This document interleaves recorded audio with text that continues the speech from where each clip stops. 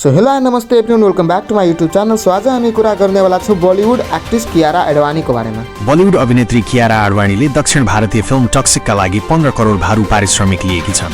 यससँगै उनी सबैभन्दा बढी पारिश्रमिक लिने भारतीय अभिनेत्री बनेकी छन्। भाइरल ज्वरो एक संक्रामक रोग हो। यसमा शरीरको तापक्रम अचानक बढ्छ। हाल बीर र शुक्रराज ट्रपिकल अस्पतालमा भाइरल ज्वरोका बिरामी बढेका छन्। यसमा ज्वरोसँगै जिउ दुख्ने, खोकी लाग्ने र छाती दुख्ने जस्ता लक्षण देखिन्छन्। परराष्ट्र मन्त्री आरजू राणा देउवाले वर्तमान सरकार परिवर्तन गर्ने भारतको आशय नभएको बताएकी छिन्। भारत भ्रमण सकेर फर्किएकी उनले भारतीय पक्षको समर्थन लोकतान्त्रिक गतिविधिमा रहेको र वर्तमान सरकारसँग सहकार्य गरिरहेको बताइन्। काठमाडौँ प्रहरीले चोरीका 271 थान मोबाइल सहित 7 जनालाई पक्राउ गरेको छ। उनीहरूबाट विभिन्न ब्रान्डका मोबाइल, ल्यापटप र ट्याब बरामद गरिएको छ। प्रहरीले पाकेटमारीमा संलग्नलाई पक्राउ गरेर अनुसन्धान गर्दा ठूलो मात्रामा मोबाइल र ल्यापटप बरामद गरेको हो। धनुषाको मुखियापट्टि मुसर्निया गाउँपालिकामा भन्सार छलीको सामान नियन्त्रणमा लिन खोज्दा प्रहरीले हवाई फायर गरेको छ। स्थानीय भजु यादवको घरबाट तस्करीको सामान नियन्त्रणमा लिन खोज्दा प्रहरीमाथि आक्रमणको प्रयास भएपछि प्रहरीले आत्मरक्षाको लागि हवाई फायर गरेको प्रहरीले जनाएको छ। प्रहरीले 14 बोरा भन्सार छलीका सामान बरामद गरेको छ। प्रधानमन्त्री केपी शर्मा ओलीले स्वदेशमै उत्पादित वस्तुको प्रयोग बढाउन आग्रह गरेका छन्। उनले राष्ट्रिय उत्पादन र प्रयोग बढाएर देशलाई आत्मनिर्भर बनाउन आग्रह गरेका छन्। सरकारले स्वदेशी वस्तुको उत्पादनमा प्रोत्साहन गर्न तत्पर रहेको बताए। पर्सामा वीरगञ्ज महानगरपालिका 25 का वडाध्यक्ष आशुतोष चतुर्वेदीलाई प्रहरी सहितको समूहले कुटपिट गरेको छ। उनले प्रहरी कार्यालयमा जाहेरी दिन खोज्दा प्रहरीले जाहेरी लिन नमानेको आरोप लगाएका छन्। घटना 29 फागुनको राति भएको थियो। राष्ट्रिय स्वतन्त्र पार्टी रासोपाका सभापति रवि लामिछानेले स्वर्णलक्ष्मी सहकारी ठगी प्रकरणमा आफूसँग 60 लाख रुपियाँ धरौटी माग्ने काठमाडौँ जिल्ला अदालतको आदेश विरुद्ध उच्च अदालत पाटनमा निवेदन दर्ता गराएका छन्।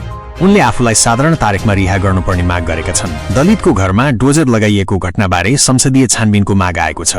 राष्ट्रिय सभाको बैठकमा सांसदहरूले संसदीय छानबिन समिति गठनको माग गरेका हुन्।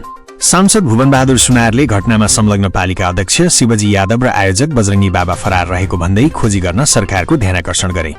साथै यो घटनामा संसदीय छानबिन हुनुपर्ने बताए। राष्ट्रिय स्वतन्त्र पार्टीका सभापति रवि लामिछाने स्वर्णलक्ष्मी सहकारीको बचत अपचलन मुद्दामा पुनरावेदनका लागि उच्च अदालत पाटन पुगेका छन्।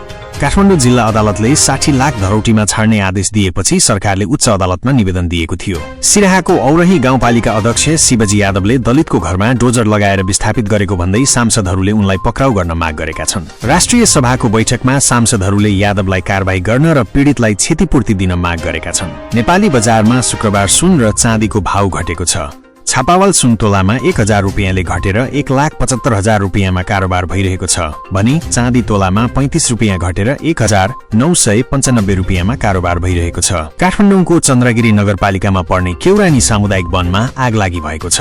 आगो नियन्त्रणका लागि सुरक्षाकर्मी परिचालन गरिएका छन्। स्थानीयको सहयोगमा आगो नियन्त्रणको प्रयास भइरहेको छ तर अहिलेसम्म नियन्त्रणमा आइसकेको छैन। प्रहरी नायब उपरीक्षक डीएसपीबाट प्रहरी उपरीक्षक एसपीमा बढुवा भएका रबिन कार्की र ज्ञानेन्द्र बस्नेतलाई शुक्रबार प्रहरी प्रधान कार्यालयमा दर्जानी चिन्ह प्रदान गरिएको छ।